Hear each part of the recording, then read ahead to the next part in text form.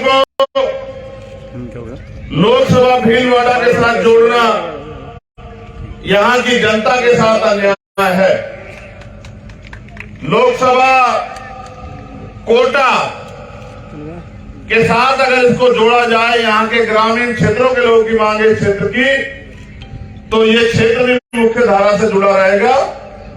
क्योंकि कोटा का नाम जो है सिर्फ भारत में नहीं दुनिया में जो है कोटा का नाम प्रसिद्ध है इस संभाग का, क्योंकि कोटा एजुकेशन का हब है और भारत में विभिन्न प्रांतों से बच्चे यहां पढ़ने के लिए आते हैं और यहां से पढ़कर प्रदेश की, देश की और दुनिया में रह के मानव जाति की सेवा के लिए काम करते हैं। कोटा से चंबल का पानी जब अन्य स्थानों पे ले जाया जा सकता है तो नैनवा में क्यों नहीं?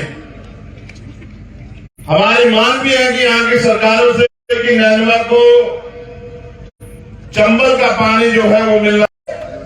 अगर अपने इतिहास और अपने वजूद को बचाना, अगर वास्तविकता में भूप सिंह गुर्जर और विजय सिंह पथिक और कोतवाल धन सिंह गुर्जर के सपनों को पूरा करना है, अगर वास्तविकता में चौधरी चरण सिंह और सर छोटू राम के सपनों को पूरा करना है और अगर बाबा साहब अम्बेडकर के सपनों का भारत बनाना है, तो आज नहीं तो कल आपको एकता बनाकर एक दूसरे के लिए क्या किया है?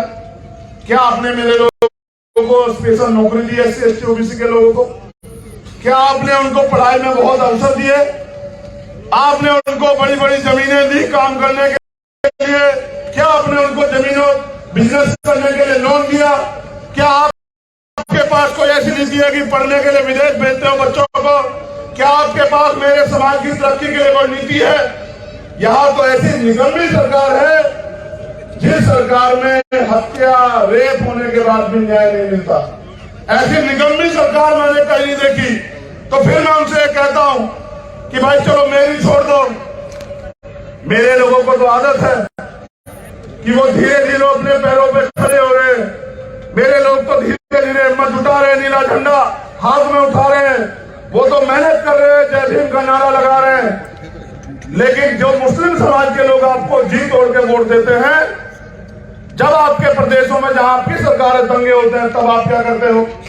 अभी यहां 2 बच्चों को यहीं से राजस्थान से पकड़ के लेके गए गोरक्षा के नाम पे जो फर्जी गुंडे हैं, और वहां हरियाणा में ले जाके उन दोनों बच्चों को इतना पीटा और पीट के उन दोनों बच्चों को, उनकी माओ पे क्या बीती होगी कि उन दोनों बच्चों को जो है जिंदा जला दिया इन सरकारों के नेतृत्व में।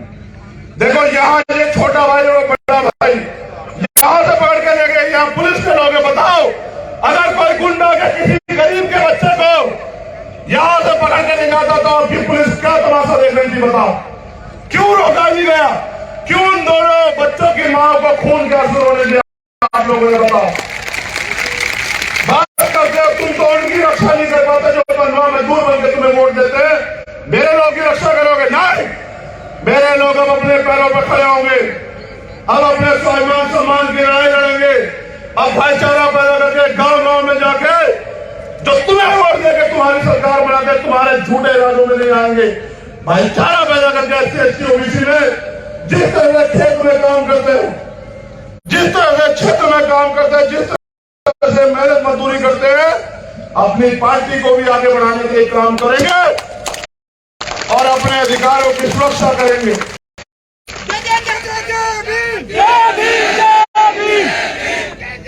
ये आजादी की तीसरी लड़ाई है साथियों। पहली 2 लड़ाई हमारे महापुरुषों ने लड़ी। एक 1857 में जब मजदूरों को, महिलाओं को भारतीय संविधान में 26 जनवरी 1950 को समान अधिकार और आगे बढ़ने का अवसर मिला। और तीसरी आजादी कितने लोग मानते हैं? जरा हाथ खड़ा करो। ये लोग नहीं मानते जो घर बैठे अंदर। ठीक है, बहुत अच्छा सुनाओ। तो ये कहा बाबा साहब अम्बेडकर ने कि मैं आज जो कुछ भी कर पाया, तमाम तरह के अपमान, अन्याय, आरोप और अपने 4 बच्चों की कुर्बानी देके मैं मैं जो भी स्वाभिमान सम्मान के अधिकारों की लड़ाई लड़के जो कुछ भी आपको दे पाया, इस कारवां को जहां तक भी लेके आ पाया, इसके लिए मैंने सारी कीमत चुकाई। अगर इस कारवां को आप आगे नहीं बढ़ा सकते तो पीछे मत जाने देना। आज ये बताओ, बाबा साहब अम्बेडकर ने जो संविधान में अधिकार दिए वो एक एक करके खत्म किए जा रहे। उनके बच्चों को तकलीफ नहीं हो, जिसकी जितनी संख्या भारी उसकी उतनी हिस्सेदारी, संख्या के आधार पर आरक्षण देश में मिलना चाहिए। उसको देने के लिए जातिगत जनगणना की जरूरत है। अगर वास्तविकता में यहाँ की सरकार इन वर्गों के लिए कुछ करना चाहती है तो बताओ, उसको जातिगत जनगणना करवानी चाहिए नहीं करवानी चाहिए? आप में से कितने लोग चाहते हैं जातिगत जनगणना हो? चलो बहुत बढ़िया। ये बताओ, इस सरकार में तमाम तरह की, आज मुख्यमंत्री ने बजट के समय कहा जो भर्तियों में घोटाला करेगा हम कानून बना रहे उसके खिलाफ। पिछले 4 साल में मुख्यमंत्री जी नींद में थे क्या? पिछले 4 साल में, अब तो चुनाव आ रहा है, देखो ठगने के लिए इंतजाम किया है। जादूगर साहब कह रहे हैं कि जादू चलाऊंगा और इन लोगों को लूटूंगा।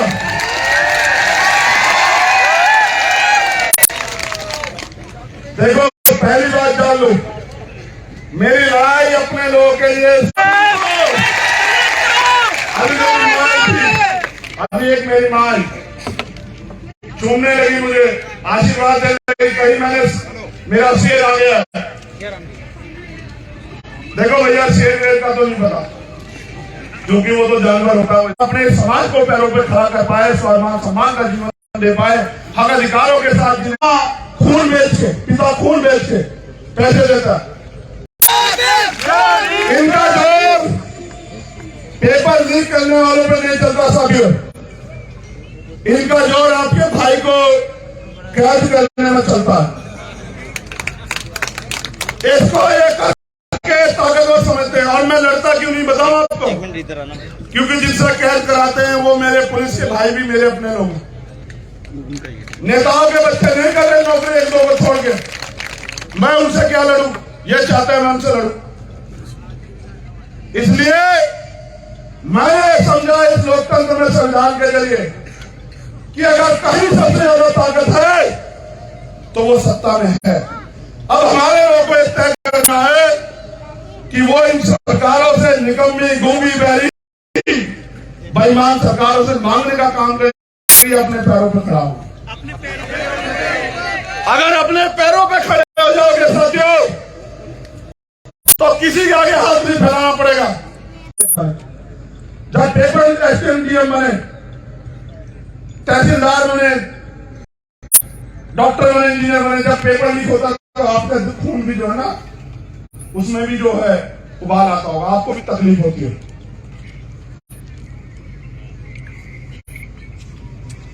हमारे लोग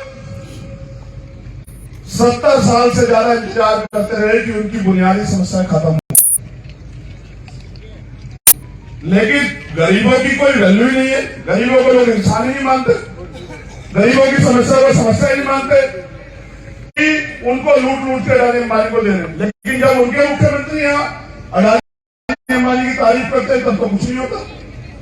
जब वो यहाँ उनको जमीन देते हैं या बिजनेस करने के, फैक्ट्री लगाने के अवसर देते तब तो कुछ नहीं होता। हमें समझना पड़ेगा कि अगर हम जो काम कर रहे हैं, उत्तर प्रदेश में हमने अपने संगठन को मजबूत कर लिया, बड़ी मजबूत कर लिया। जब जो रोटी को है, रोटी आधी रोटी तोड़ तोड़ के, आधी रोटी खिला खिला के, वो साधन जुटा जुटा के वहां भी आंदोलन को मजबूत कर लिया। अब बाकी जिम्मेदारी राजस्थान के कंधों पे है।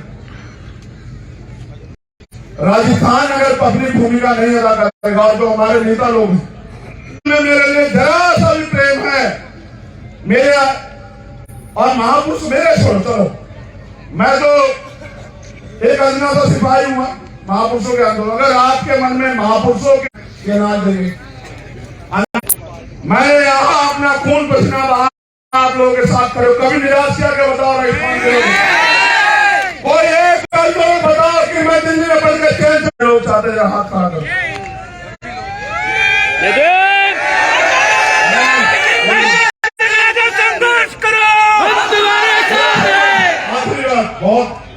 आगे बात, उनकी आवाज जब निकले तो सरकारों की दरख्तें काटनी चाहिए, सरकारों की जड़ें काटनी चाहिए। ये भेड़ बकरी जैसी आवाज मत सुनाया करो मुझे। ये आवाज नहीं दी मैंने आप लोगों को। अब मैं ये कह रहा हूं क्योंकि समय हो गया मेरे जाने का। मैं आपसे कहना चाहता हूं कि आप लोग अपने पैरों पर खड़े होने के लिए तैयार हैं। मैं आपकी इतनी बहुत जरूरी बात, क्या आप नहीं चाहते आपके घरों में रोजगार पहुंचे?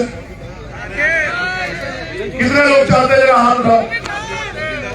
आप लोग नहीं चाहते कि जो ये बंजर भूमियां पड़ी है ये आपको खेती करने के लिए मिले, आप इनको तैयार करो। चाहते आप नहीं चाहते कि ठेकेदारी में आरक्षण व्यवस्था लागू होकर आप लोगों को आगे बढ़ने के अवसर मिले। आप लोग नहीं चाहते कि जो संविदा के जरिए अपने लोगों को भरा जा रहा है, बैंक लोग भरा जाए। आप लोग नहीं चाहते कि बहन बेटे के साथ जो अन्याय अत्याचार अपमान होता है खत्म हो। इस तरह कार्यकर्ता बन के काम करो। बताओ समाज में भाईचारा पैदा करोगे नहीं करोगे? बताओ यहाँ से अपने बीच के लोगों को जयपुर भेजने आगे को भी हमारे नेता इस बात का ध्यान रखे, हमारी बहनों माताओं को पुष्पों बिठा कर। लेकिन आप बताओ ये जो अपमान का जीवन हमारे लोग जी रहे खत्म होना चाहिए नहीं होना चाहिए? सिर्फ पहले माता बताएगी ये अन्याय अत्याचार का जीवन खत्म होना चाहिए नहीं होना चाहिए? बताओ माँ बहनों, क्या आप हमारे साथ हो? बताओ माँ बहनों, क्या आपको हमारे ऊपर भरोसा है? भरोसा है। फिर ऐसा ना हो कि कोई चंद पैसे और सुविधा दे रहे और आप लोग भटक जाओ, ऐसा तो नहीं होगा।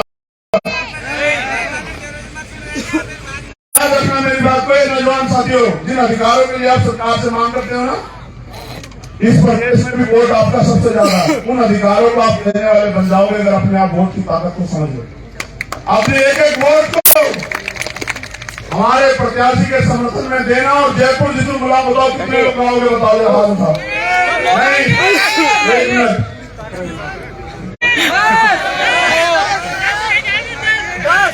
ना पैसा दूंगा ना घोड़ा गाड़ी दूंगा, नहीं चाहिए।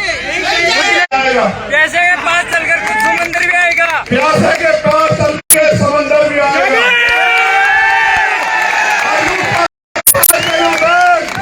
मंजिल में मुसाफिर मंजिल में मिलेगी और मिलने का मजा भी आएगा। आखिरी बात कह रहा हूं, इस संविधान की रक्षा करनी है, इसको लागू कराना है। तो संघर्षों के साए में घनघोर जवानी बनती है, अभ्यास उधर झुक जाता है जिसको जवानी चलती है। आपकी जय हो, आपके आंदोलन की जय हो। आप सबके लिए मंगल कामनाएं। जय